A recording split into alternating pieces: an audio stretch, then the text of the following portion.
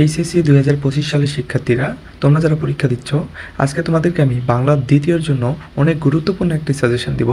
এই সাজেশনটি এই জন্যই গুরুত্বপূর্ণ যে তোমরা বাংলা প্রথমে অনেকে এমসিকিউ এর কারণে খারাপ রেজাল্ট করো, যেমন 75 পাও। তাহলে সেই ক্ষেত্রে তোমাদেরকে মাথায় রাখতে হবে তোমরা কি A+ পাবে না? না, দুইটি সাবজেক্টের রেজাল্ট যোগ করে যদি 160 হয় তাহলেই তুমি কিন্তু A+ পেয়ে যাবা। সুতরাং বাংলা প্রথমে যদি তুমি 75 পাও এবং বাংলা দ্বিতীয় যদি তুমি 85 পাও, তাহলে দুইটা অ্যাডজাস্ট করে কিন্তু তুমি A+ পেয়ে যাচ্ছ। সুতরাং এই আমার দেওয়া সাজেশনটি অনেক সুন্দর করে এখনই কমপ্লিট করে ফেলো, তাহলে দেখবে তুমি সহজেই A+ পেয়ে যাচ্ছ। তাহলে দেখো, সাজেশনটি হলো